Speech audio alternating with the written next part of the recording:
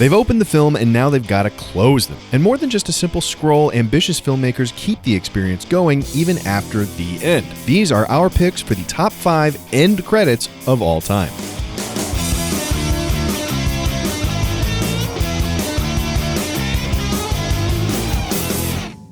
In the beginning, credits were an upfront affair until sometime in the 1970s, films started with the cast and crew and often finished only with an abrupt the end. But between then and now, with a little help from Saul Bass, the emphasis has flipped. Movies spare the wait and jump right in, only making good on the long list of attribution as everyone's throwing out their popcorn and leaving the theater with a long, boring list of names, white on black, slowly scrolling through the frame. But not always. And while some filmmakers pretty it up a bit or entice impatient waiting with the rumored promise of a post-credits scene, today we want to look at those films that squeeze a little more out of their end credits than would a phone book. Those with a relationship to the story. And to do that, we have to ask, how do end credits function? How can they function? And most importantly, how can they help end a story?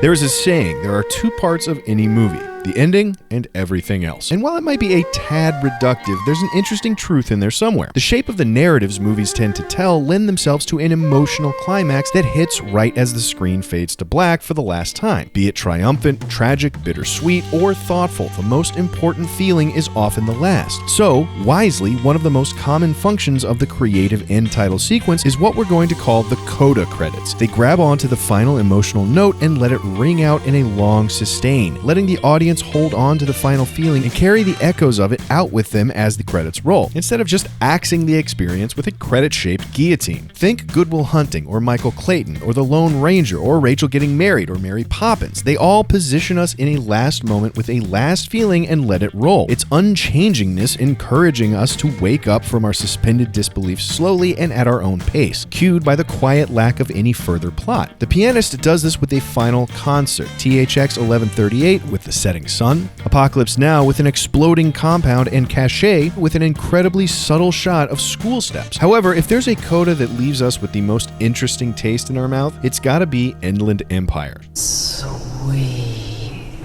Of course, don't ask us to actually explain that coda or even try to describe the taste it's leaving. That sort of sense-making is beyond the realm of Lynchian filmmaking, but with a one-legged woman, a spider monkey, a lumberjack, and a Nina Simone dance party, it certainly manages to extend the surreal beyond the boundaries of the story itself.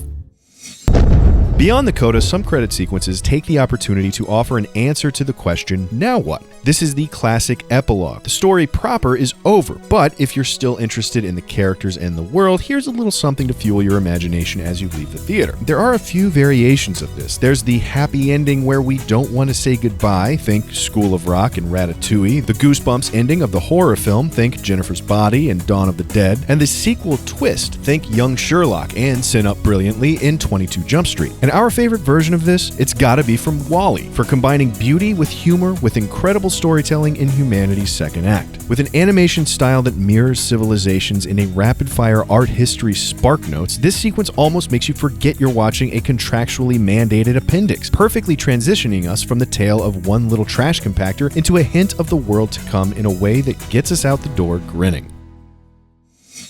Similar to the epilogue, some credit sequences take up the mantle of a secondary character or plotline or aside, one that may have gotten lost amidst the A-story shuffle, and return to the story in some kind of tangential manner. Airplane's post-credit scene is the classic here, but don't forget Tropic Thunder's Les Grossman, This Is Spinal Tap's extra interview, Super 8's short film, Diner's audio-only continued conversation, Toy Story 3's Ken and Barbie, Super Troopers' Farva tape, and The Hangover's Night of photoreel. They tell us an extra part of the story that might not have exactly been essential, but it's a fun dessert. And this sort of peripheral focus has a really interesting effect. It widens the scope of the necessarily myopic story to the world outside of the main plot. Sure, the adventure's over, but the landscape isn't going anywhere. It invites us in to stay and play for a while in order to avoid the narrative hangover that, as any Harry Potter completionist knows, can set in as soon as a story ends. And for our number 3 pick, we think that Ferris Bueller's Day Off, trudging Principal Rooney is a near-perfect execution of this. Hey, Mr. Rooney!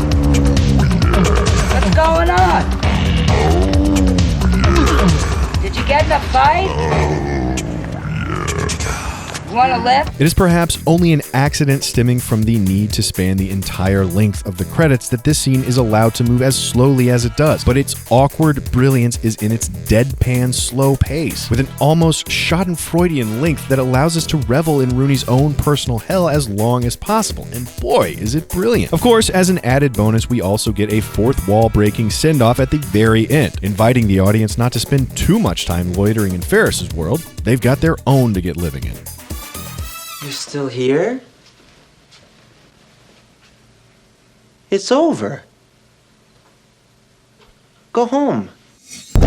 On the opposite end of the spectrum, some credits invite you behind the scenes, fracturing the narrative illusion, inviting you to consider the story as just that, a story, thereby ushering you back into the world outside of the movie screen where what you just saw was all an illusion. No need to get hung up on it. Some are a curtain call, Slumdog Millionaire with a dance, Something About Mary with a song, Jersey Boys with both, The Adventures of Buckaroo Banzai Across the Ninth Dimension with a hilariously bizarre march, and The Magnificent Ambersons with a narrated look at the major creative players. Yet others cut the curtain entirely, laying bare the artifice of the filmmaking with behind-the-scenes footage, most often in the form of a blooper reel. This blooper tradition originated in Hooper, with director Hal Needham offering viewers a look behind the scenes at how real and really wild some of his stunts were. Since then, gag reels have taken over the credit sequences of improvisational comedies, been remade in CGI, and maybe even lost Peter Sellers an Oscar. However, if there's one gag reel artist we like best, it's gotta be Jackie Chan. And if it's gotta be Jackie Chan, we've gotta go with his very best